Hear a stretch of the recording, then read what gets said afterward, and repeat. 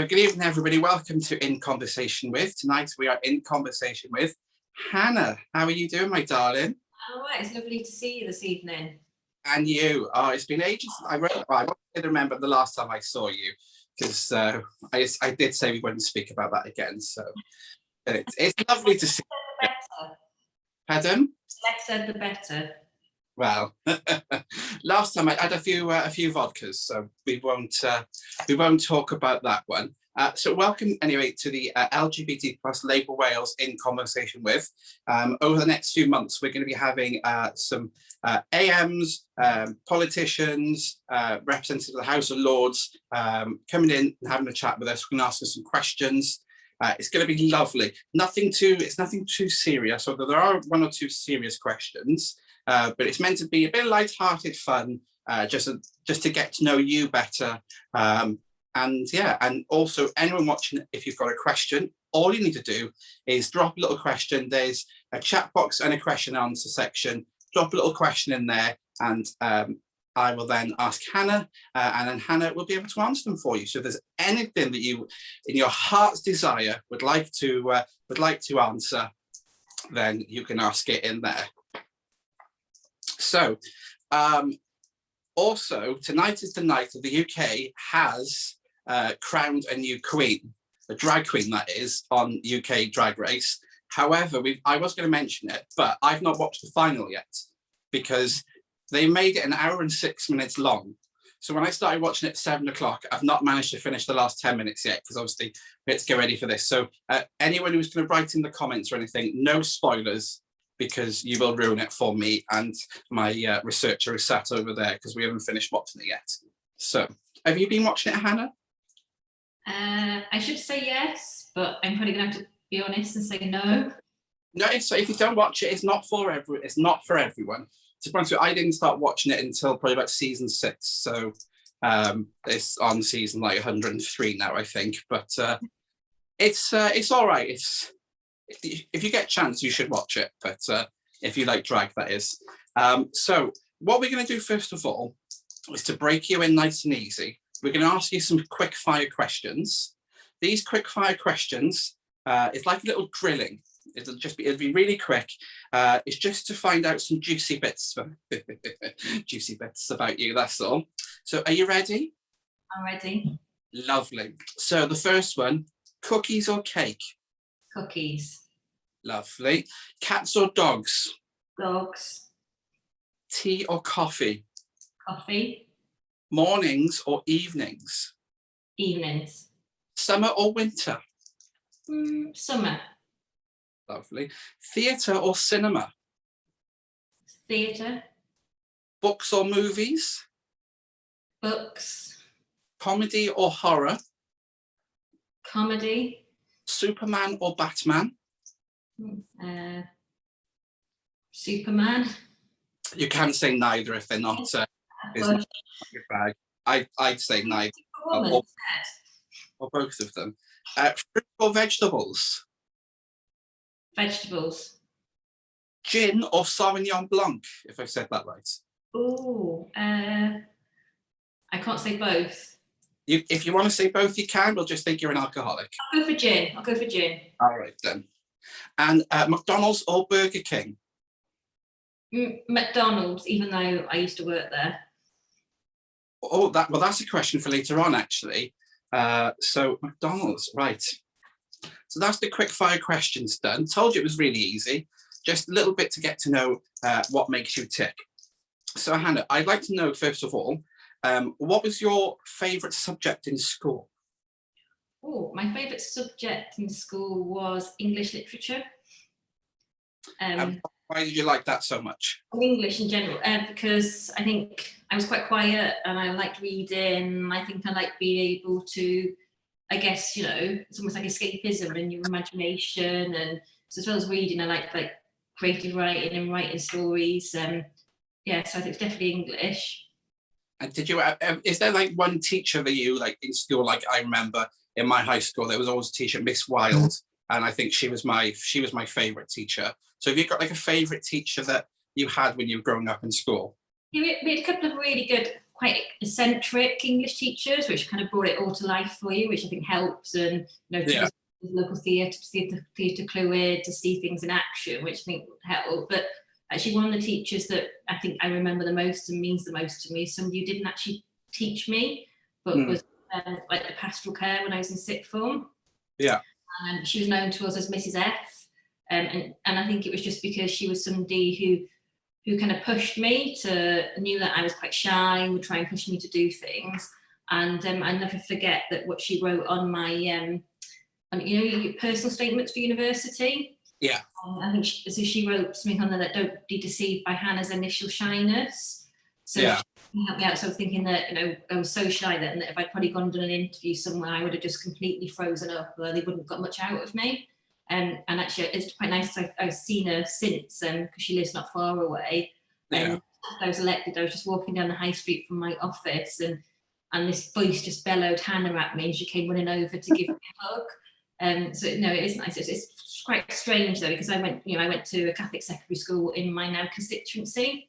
Imagine it was quite, at times it was quite tough for me going to school there. But the strangest thing is going back and as the Senedd member and actually having to, I went to a guest evening, and you walk down that corridor and you were that nervous 13, 14-year-old again, and you kind of like...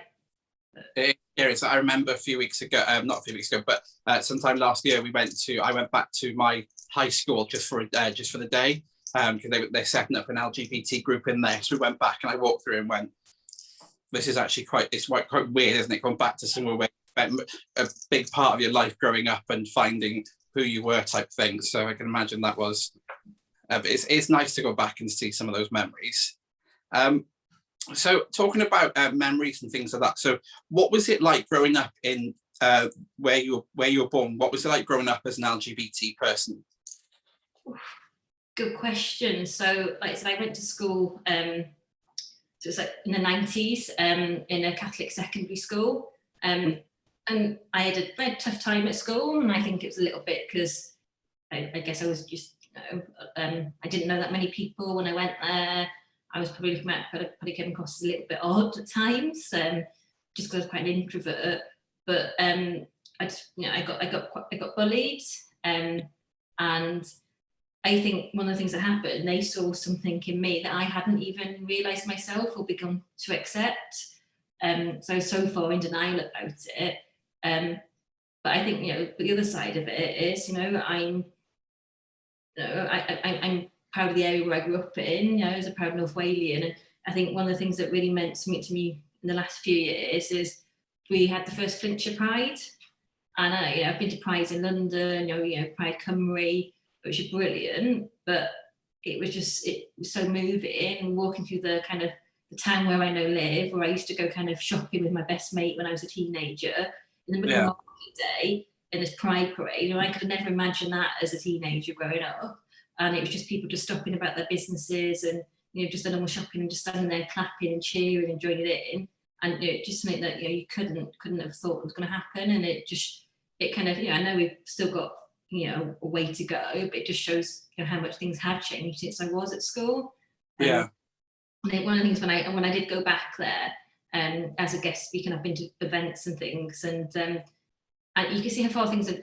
It's still challenges, obviously, but I remember one of the teachers I didn't know. Unfortunately, there was still some teachers that actually taught me, and they actually have to try really hard to be professional and not say "all right, miss" or something when you walk in. But there was one that came up to me and said, just want you to know what you're doing is great, because there's two young lads who, and this is a while back now, who are gay, and they saw about you on social media, and it's really made a difference to them. And in that night I got quite emotional, not because what they said, me making a difference, but thinking actually I could never imagine when I was at school then that I would be able to be open about my sexuality. So that's really good. Going back to the Pride as well, if there is one this year, and the organisers, they are looking for someone to do some hosting, well, just let me know. I'm available. I've got nothing. I will do. Just it's usually on a Tuesday night doing nothing. So, but it is really nice to hear about what the positive message that's going on within your area, and obviously there. So you've obviously mentioned in the quick fire that you used to work at McDonald's. So the next question is, so what was your first job? So was it McDonald's or did you work somewhere else? So I don't know if it counts, but probably the first one was a paper round. That was my first kind of little job. But actually, my first kind of job was in McDonald's, and I shouldn't admit this, but my cooking probably was so bad that they didn't even let me work in the kitchens in McDonald's. So I was a lobby hostess. Lobby. The main question is with the main question there with that though is, was the ice cream machine working? Yeah, I think it generally was. It was the milkshake machine we had a lot of trouble with. Every time I go to McDonald's, there's never ice cream or milkshake, and to be honest with you, it's quite devastating. So, but what's your if you ever went to McDonald's, what's your go-to meal? It depends really. I quite like a McDonald's breakfast occasionally. See, now this is it. The best thing about a McDonald's breakfast is going to a nightclub till like 4 or 5 o'clock in the morning, and they go into McDonald's and then realizing they've just changed the breakfast, and I'm like, yes, I'm happy, absolutely happy. So, growing up, obviously, then, so you're working at McDonald's. Did you ever think that you'll become a politician? In a word, no. Growing up, I never thought I'd be a politician, and I think largely because if I looked at what a politician was or thought what it wasn't somebody like me. First of all, they didn't look like me. Often very confident and polished people, and I didn't think that was an option. And I think once I've got this, I look back and realise that I did political things, but didn't realise they were political. Yeah.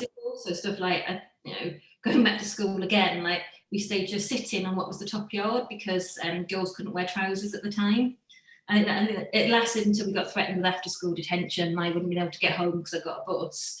But, and we didn't get to wear trousers while I was there, but they are actually allowed to wear trousers now. But I think there's certain things I probably, when I was first standing for election, I think when I was talking to people, you start to reflect on actually where it came from. And I think I was doing political things, but perhaps you don't class them as that sometimes. Mm-hmm. So do you think there was, did you see being LGBT as a barrier to becoming a politician at all? I wouldn't say it's so. I think I've basically been on a bit of a personal journey, because obviously I wouldn't have thought I'd become a politician when I was younger, at least because the assembly didn't exist then, but also I was so shy and there was no way in the world I could have stood up and talked in public. I used to get physically sick beforehand, and I remember events when I was a bit older and I'd freeze as soon as they put the microphone in front of me. But I think just thinking about it as when I was old and I was out and when I was actually standing for election, I think it's about you do think about it, because you think do I want to put my head above the parapet? But then you actually realise it's really important. So going back to kind of when I was growing up, I didn't really have any role models. And I'm not saying that I am, but I think it's about actually seeing people like you or seeing something is for you, then it is really important. And I think made a conscious decision. And to that point, I was already out to family and friends. I'd been involved with LGBT Labour before that. But I think you do think about it. But I think for me, it was actually, it's a part of who I am. And I think it's, I wanted, when I became, stood for election, I wanted to, I was talking about, being open and honest about my politics and being an accessible politician. And that also includes being open and honest about who I am as well. Yeah. Well, I've got a lot of respect for anyone that puts themselves up and says, I want to do this. So you have my respect there. So obviously you've talked about sort of what made you want to get involved in politics. So this is just a random curveball question. Yes, you're right to take a sip of wine for this one. Do you have any hidden talents? Sorry, my wife is sat the other side of the room and is now laughing her head off. I don't know what you're suggesting. Actually, one thing I say, I would love being able to sing. I can't sing, I'm tone deaf. I can't act, I can't dance. So I think, if I won't do it's politics, but I don't think I do have any hidden talents. No. Then you when you've had a couple of beverages. I'm not going to. I don't think I can. We talk about it later. You can tell me later. Okay. Finish the wine. Right. Someone get us some more wine. Right. So next question for you is, what would you say is the main challenge facing the LGBT community today? Good question. I think there's one specific. Well, I think it's actually, but I think what we've seen over the course of the last decade predominantly is, in terms of legislating for our rights, we've really moved forward. I think there's still a way to go for the trans community as well. But I think it's about actually not just kind of legislating, it's glib, but it's actually how we achieve cultural change too in hearts and minds. And you can change legislation, but you need to make sure you change people's lives by bringing everybody with us as well. And I think there's a number of things, there's policy things, changes you can make, but I think it's actually the cultural change and it's the stuff, I think somebody once said devolution was a process, not event, and I think coming out is like that as well, because the challenges too is that you're consistently coming out to people. So you spend, you come out, it's unique to everybody, but because we live in a society where people presume everybody's straight unless they're proven otherwise, almost. Yeah. I mean, that's what I mean by kind of cultural change. So we don't use that assumption. But I think that this is, I think there are challenges there in terms of, I think we can be proud of how far we've come, but we can never be complacent, because you just look at some of the attacks on our rights from elsewhere in the world. And I think it's about actually, standing together and continuing to, just continue to fight for those rights. Yeah.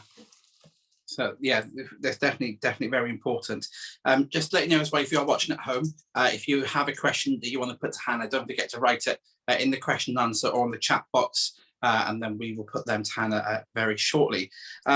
So Hannah, I just want to know, where is your happy place? Is there somewhere that you go that if you want to be happy, where would you go? Oh, that's a good one. So I guess I quite like a couple of things. Can I say more than one thing? You can say whatever you want. We've got another 4 minutes, so. I'll fill for time then. No. So I think now we've got. I quite like. I like to get out with the dog, take the dog for a walk, and I think it's quite good when you're really busy and stressed to clear your head and things. Also, what to me, I don't have time to do a lot now, is to get out on my bike cycling. But I guess kind of happy places for me. My parents have always had a caravan on Anglesey. Since I've been about 7 or 8 years old, and I think it's always been a place where I've been able to go and kind of almost get away from everything and relax and chill out. And the caravan's improved over the years from the one we first had when I was 7 to the point when I was living in London. I used to say that it's a static caravan. It was probably bigger than my flat at that point. But yeah, I think that that's where you can go away and just relax and chill out and be in the fresh air as well. Yeah, that's good. I like to find out where people go on the holidays and stuff. I find it really interesting. So I usually go down to a caravan down Treco Bay. It's not like Anglesey. It's like I've been to Treco Bay to the caravan site there. Enjoy it. I went to meet friends who were staying there. Yeah. Well, I'm going in May if you want to come. We need 2 more people. You're more than welcome. So what I want to know, what is your biggest achievement, either as a politician or personally? But I'm actually I'm going to split it. So what is your biggest achievement as a politician and personally? So we'll have both of them. Okay, so I start as a politician or politically. So some of it might be just before one of the reasons why I became a politician. So before I decided to put myself forward to be a candidate and to be elected, I worked for a trade union. And in the last few years I did a lot of work working with the Assembly and trying to, even though we don't have responsibility over employment rights in Wales, but things that can make a difference to people in work. So whether that was around kind of a living wage in the NHS or things like trying to end blacklisting and things. And it was one of the things that made me think, well, actually, if you can make these changes in Wales from the outside like this, imagine what I could do from the inside. So so I think in terms of like greatest achievement, and there's things you can list that say that I'm really proud that I've done while I'm there, and that could be locally or in the Senedd. But one of the things I'm really proud to be doing now is taking forward some draft legislation which actually is about fair, driving forward fair work in Wales. So it's the reason why I stood, one of the reasons why I stood in the first place, and to be asked to do that is a really big privilege. I think personally, I think it's basically overcoming my shyness, because I think not being able to speak in public, and it's probably a bit of a hazard for a politician. And it's something I never thought I could do, and it's still things that I still struggle with it. There's days when I'm not as confident as perhaps some of my colleagues. I've always worried because this idea of a politician being really polished and the finished article, and that's not how I am or who I am. But I think as you start to get older, you think actually it's more important to be yourself. So I think the fact that I can actually now stand up and talk and not actually feel physically sick beforehand is probably a really big personal achievement for me. Yeah, well, that is really a really good achievement. So what do you have any advice for any LGBT plus members if they wanted to stand for election in sort of the council elections, or if they want to stand as an MP or an MS? Any advice for them? Yeah, so I think definitely, if you're thinking about it, go for it, because we need as many diverse voices and experience as possible, because actually the decisions you make, all the better for it, and more legislators are more the richer for having that representation. I think a good starting point is to be involved with organisations like LGBT plus Labour, because you can have your ready-made support network there to support you and help you. I think you speak to people, campaign for other people too. If you something you're thinking about, spend some time shadowing people. For years before I even considered it, before I did it, I've been an activist and I'd campaigned, so it gave me a pretty good idea of what to expect. I think you can never be fully prepared for it, but I think it's quite helpful. Also, I think one of the things I was talking to earlier today, I think it's make sure you always have your friends that, even if friends outside politics, so you can always people that you can pick up the phone to and have a chat and just keep you and to give you that support. That's good. Now I'm going to throw another in there. You're bound to be nervous, you're bound to be apprehensive, but just go for it, because we need more people. And there's people in elected councillors, there's members of the Senedd, there's MPs who can be there to support and to help you and to give you any guidance that you need. Yeah, that's good. So I'm going to throw a curveball question in there. Obviously, you've given some advice there. So what are your thoughts on Opal fruits for MS? Ooh, yeah, definitely. I'll run your campaign if you want. Do you know what? I'm going to clip that. Lovely. So earlier on, obviously, I asked you if you like cinema or books, and you said you like books. So what are you currently reading? Oh, no. If you say 50 Shades of Grey, I'm going to be very disappointed. I said what? 50 Shades of Grey, I'll be very disappointed. As my mum once told me about that, I don't think it's your kind of book, Hannah. So, actually, this is quite boring. I'm actually, I've been trying to reading Obama's Promised Land biography. Well, actually, it's sat on the bedside table at the moment, and I think occasionally I'll come back and read a couple of chapters. But one of the things I tried to do is stop just reading work stuff, and sometimes my mum and dad send me some random fiction books, not 50 Shades of Grey, that I will read.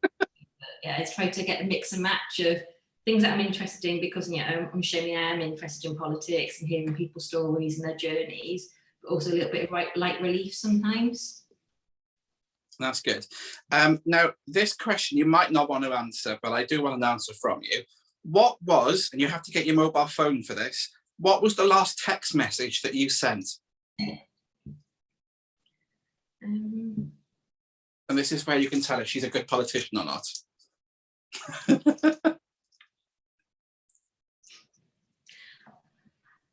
think it's better if I leave it on my phone. Okay, we'll leave that there then.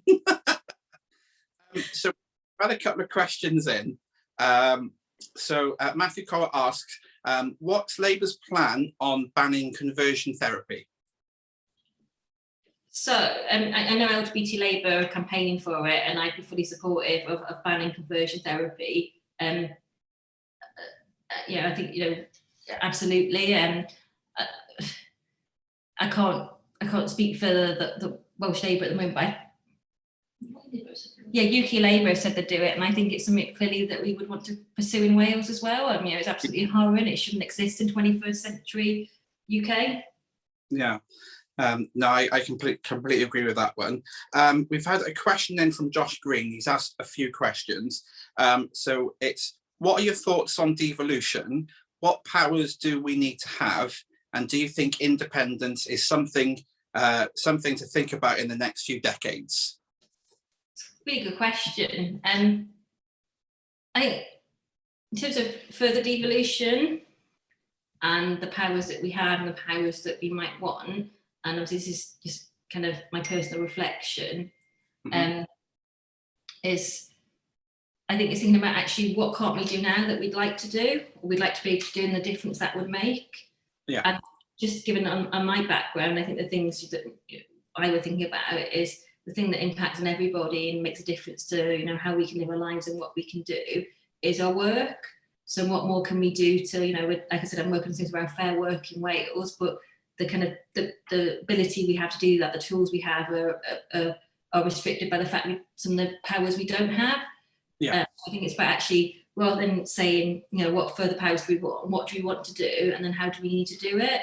And I think clearly, there's a debate to have there too about actually what we want to see in the future. And I think one of the things I never thought people would raise to me just randomly out and about is constitutional things, because you think that traditionally it's something for political anoraks to talk about and academics. I think what we have seen in the past 12 months, particularly, and I say this as a North Walian, somebody that lives in North East Wales, very close to the border, I think more people in my area in particular become much more aware that we have a Senedd, that we have a devolved government in Wales. So I think there's a debate there to go actually what that means to people and what people want to see. And I think it's really important that it's not just a conversation for politicians and political nerds to have, that actually it's I think for me it's always about actually how you involve people and take people with you.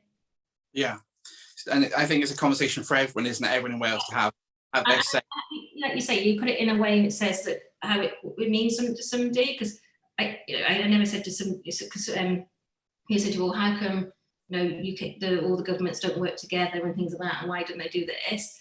And so I had kind of online sessions locally just to check in with organisations and things, and actually the next thing was the UK government doesn't have to do that, so there's nothing in place. There's no constitution and no written constitution that looks at that relationship and how we should work with one another. And that's something that kind of probably a couple of years ago somebody wouldn't have asked me about or spoken about. So I think people are more aware of it, but I think it's important that you have that conversation in a way that actually people can relate to. Yeah. So thank you for answering that. That was for Josh. Moira Owen, I think it's Moira, someone's got the handwriting of a doctor here. How can straight LGBT supporters best support their LGBT friends? I'm smiling because I know Moira. That's a really good question, actually, and I think it's about being an ally, about being an advocate. I think it's about so it's supporting us. It's also helping us challenge as well. So I think everybody's been in a room at some point where somebody said something, and you think that's not on. Yeah. Or out about, and I think it's about actually calling things out too. And I think actually that's what our allies can be supportive as well. Yeah. It's like I was watching, recently started watching, since Disney Plus have updated all their catalogues, Ugly Betty. And then obviously that's only it was 10, 11 years ago. And some of the references in there they talk about, and you think, how did people get away with saying stuff like this on a TV program? And it's like nowadays you'd be like, that is not on. So I was watching it and went, oh, this is, so I think a lot is changing, but yeah, I think that's a good point. And I think too, in terms of programs, because things obviously not really going out much now and stuff. So we've been watching a lot of Netflix and things, and Amazon Prime. Other subscriptions are available. But the amount of programs there, and I kind of regularly comment that just as part of the storyline, it's just part of the storyline. It's not a big deal.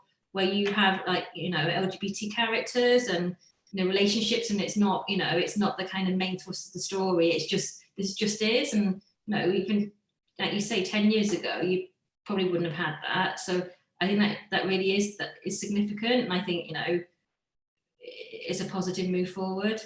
Yeah, definitely. So you're talking about Netflix and other streaming services there.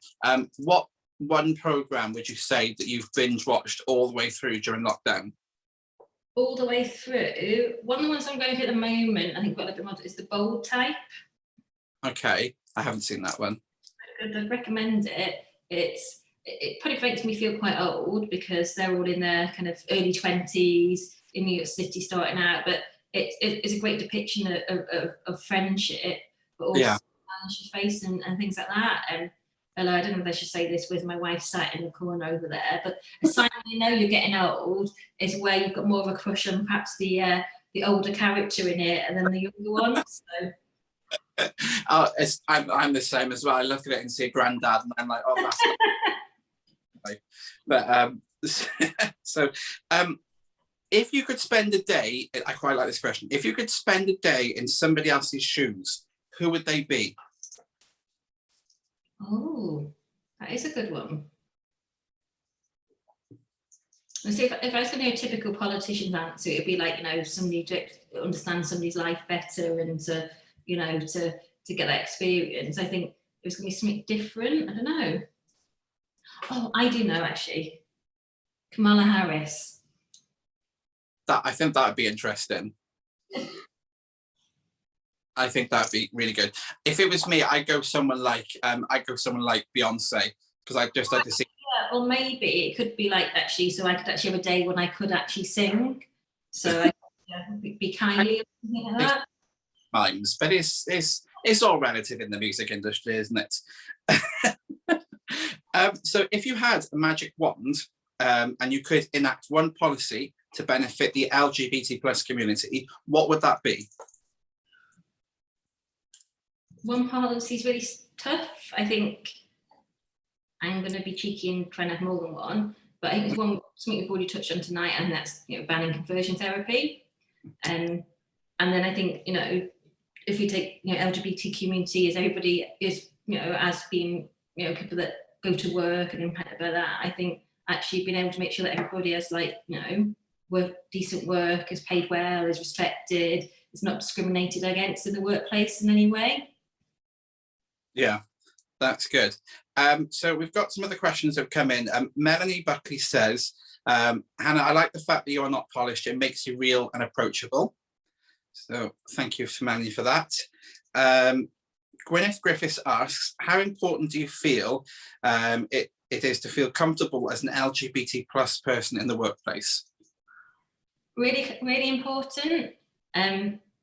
Because I know from when I've not been able to be myself, it just makes life harder for you, and it's the wrong word to use, but it's not a distraction. But you know what I mean. It's kind of like, because your mind is on that and you're thinking about that, because you're hiding part of who you are, and I think we know that when we can be ourselves, and I know that even though it wasn't the easiest at times, and I struggled for a long time when I first came out, and the road ahead wasn't completely smooth. It was a bit rocky, but I did feel like a weight off my shoulders, literally, and physically, and the sense of relief, and I think in order for you to to really be able to be comfortable and happy and productive in work, I think you can best do that when you're able to be yourself and you're not feeling like you're having to hide part of your life, because you spend so much of your life in work, unless you're lucky enough to win the lottery or be, or or be like basically inherit great wealth, you're going to spend a large part of your life in work. So I think it's important that you are able to be yourself in work and feel comfortable. Yeah, I agree. I think with work as well, if every time you start like a new job, it's always that moment you have to come out of, isn't it? And it's always that, when do I say it? But I think if it's more accepting it in the workplace, I think it's a lot easier then to go, this is me, rather than saying, oh, I don't know what I want to say. Well, I've got so I worked in London when I lived in London for the best part of a decade, and then I worked for Unite Trade Union there, and then I transferred and kind of a bit closer to home, to Cardiff, which obviously is kind of a bit closer to North Wales than London. And I do remember when I first started there, it was February, which is, you know, LGBT plus History Month, and I remember walking in and they got all the pride flags out. And imagine, you know, there's some quite traditional people in there, and I just walked in and I said to you, well, you didn't need to go to that much of a trouble to make me feel welcome in my new job. And I think a few people knew what I was doing and laughing, but yeah. Oh, but then at least they got the banners and bunting out for you. So Alid is asking, as a Labour Party politician, fighting for workers' rights is really important part of your job. Do you think there is an intersection between the fight for workers' rights and LGBT plus rights, or do you think there should be, or they should be seen as two separate things? No, there's absolutely an intersection. I think, you know, obviously there's going to be things when there'll be different challenges and that you face and different issues. But absolutely, because actually, you know, ending discrimination at work, and you know, so it goes back to what I said earlier. We all spend a large part of our lives in work, and actually, you know, and one of the things I kind of used to say when I did work for a trade union as well is that there's intersectionality, there's different challenges, and there's unique struggles. Ultimately, you know, we're fighting for a similar thing, and that's for, you know, greater equality, and for, you know, for a much fairer, you know, just a fairer workplace, fairer communities, fairer country. So I think obviously there's always going to be certain things that, you know, you might want to focus on differently. But ultimately, actually, you know, workers' rights, getting a better deal at work, and any discrimination in the workplace, for people to be able to be themselves, and, you know, to be paid well, to have decent terms and conditions and things, and not be, you know, that is, you know, that it benefits everybody, and it's actually probably all the more important for LGBT plus people. Yeah, definitely. Right, take a sip of your drink, Han, because I'm just waiting for, we're waiting for some quick, the questions have come in. I'm just waiting for them to be to print out and brought over. So have a sip of your drink. It's not too bad. I told you it'd be easy, wouldn't it? But I'm quite enjoying this. Right, here comes the card. Bear with. Thank you, dear. So someone called Joe Blogs, very original name there, has said, are there any moments in our history that you feel are important to us as a community?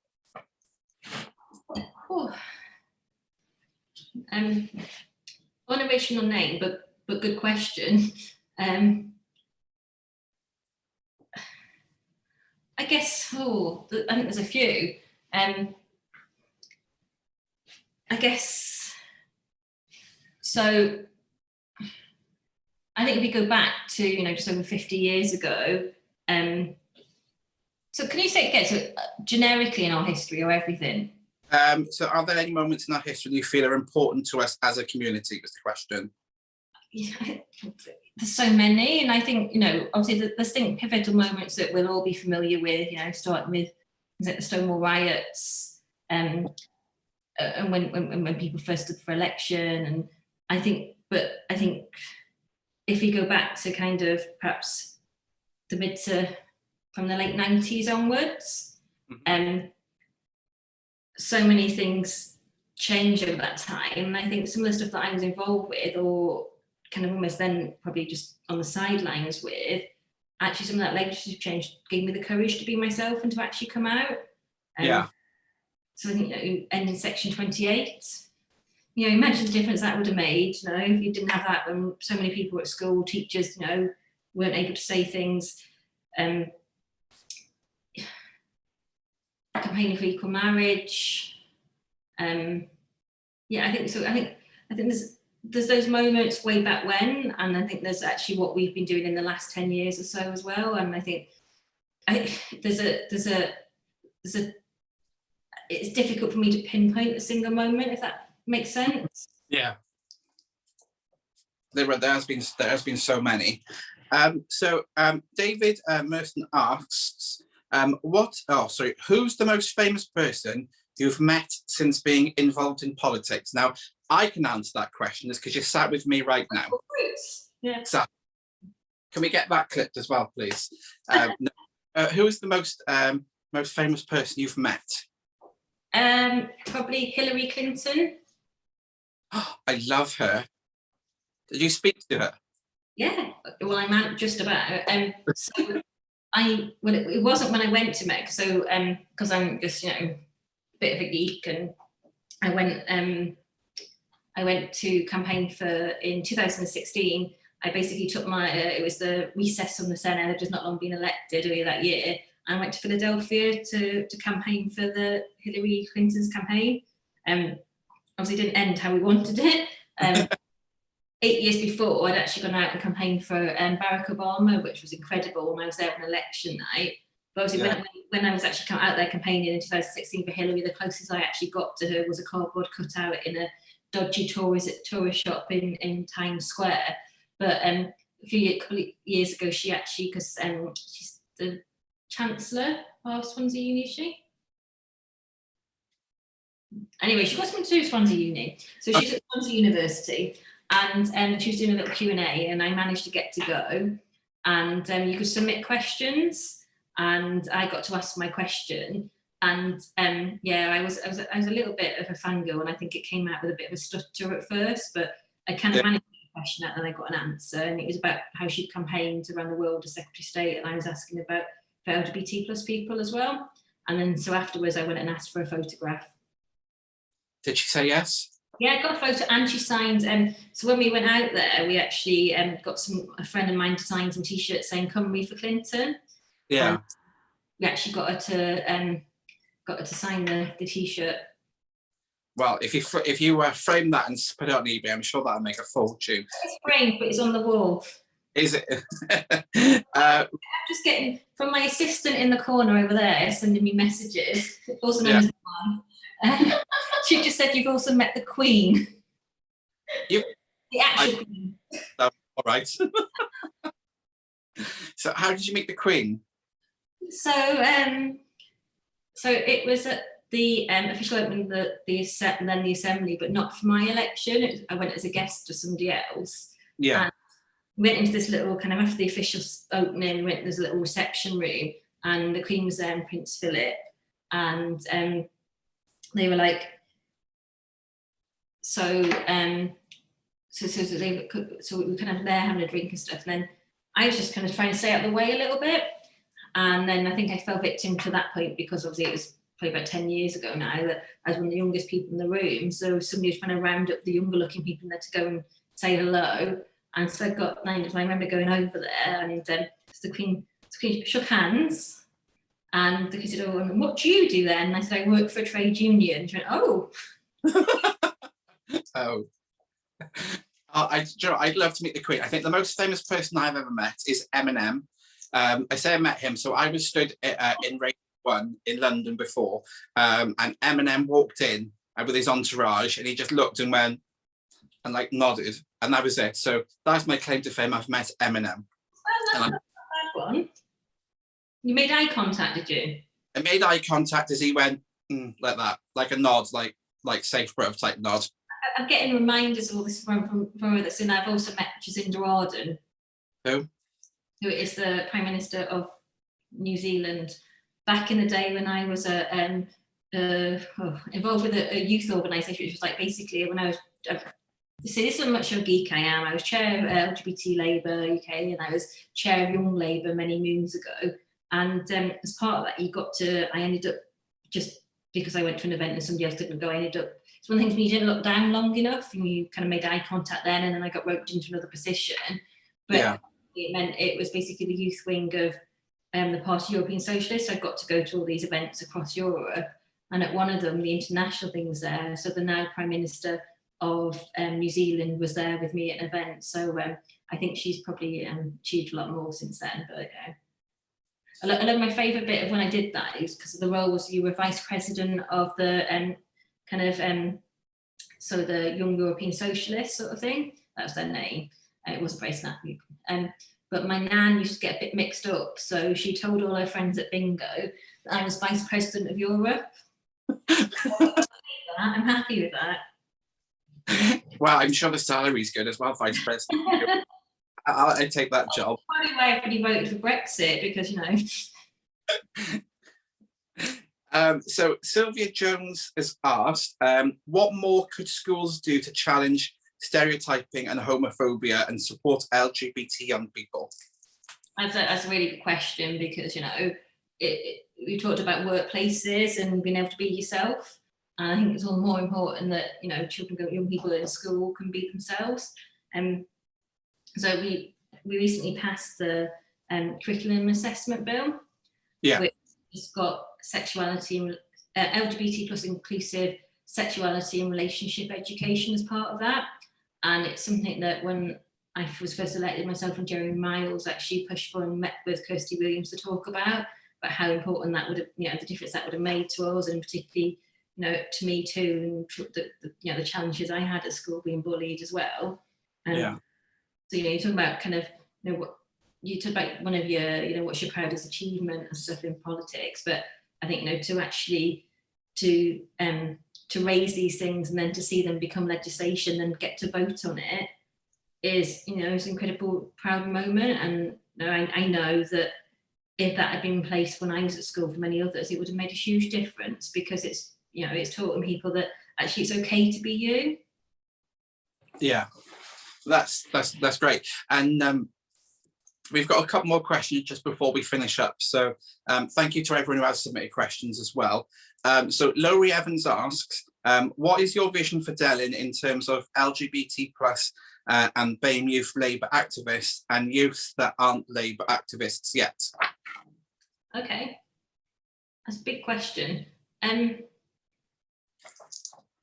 I think actually, you know, because you know, age is quite relative in politics, so I think sometimes people still consider that I'm young, but I'm definitely not anymore. And I think, you know, I think it's not just about my vision, it's about actually what I want to do is include all the people that Laurie talked about there.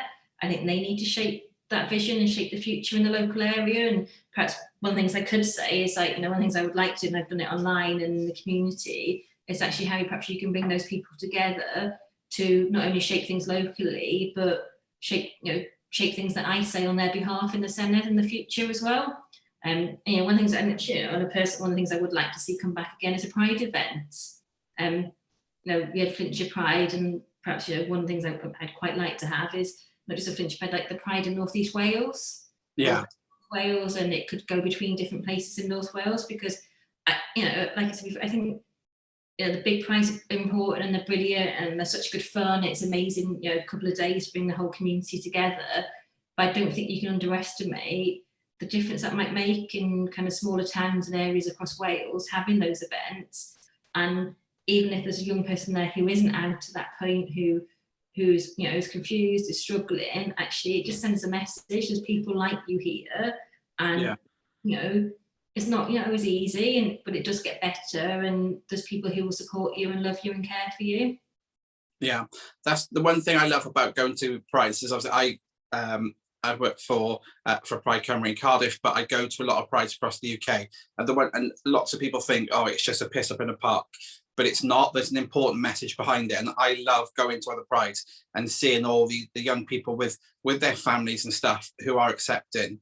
Because obviously, like on RuPaul tonight, Tace, who's the Welsh drag queen on there, was talking about growing up in Wales in the valleys, being younger. So they touched on that and said it was difficult, but his family stuck by him, and then was saying about his friends and stuff whose families don't speak to them. But I find it very important, and I just love seeing families and stuff being so supportive of younger LGBT people walking around Prides and stuff, and then seeing there is a world there for me and I am accepted. Yeah, absolutely. And there's people like me. It's, you know, it's not just me sat at home and being really, you know, being frightened and wondering if there's something wrong with me. Actually, you know, you are amazing, and you should be accepted and loved for who you are. I agree. Right, last couple of questions before we finish. Joe Stanley asks, who is your favourite LGBT plus icon, famous person or inspiration? Ooh.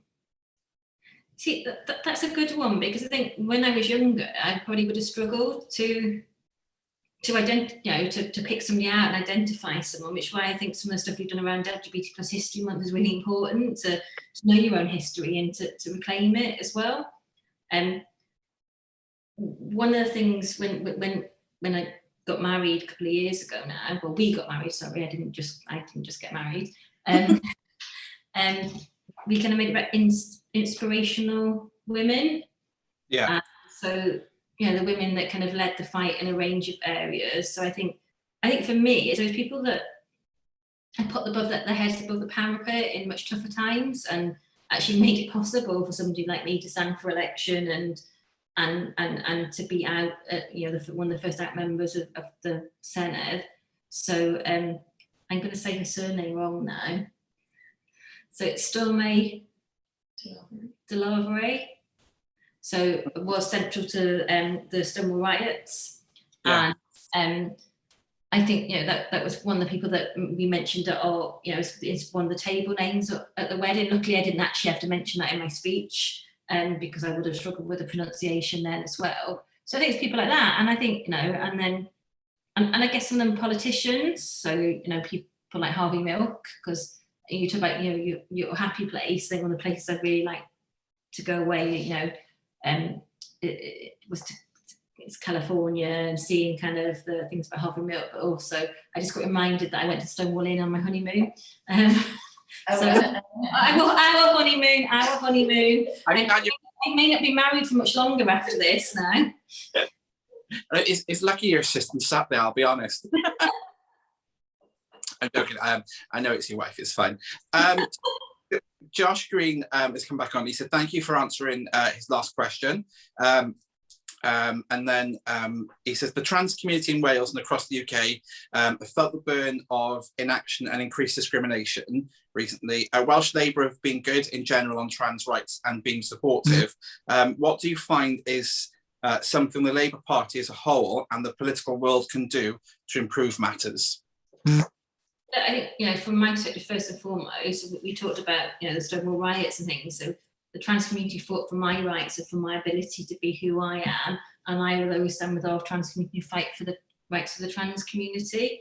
I think one of the important things is actually to challenge as well and to call things out.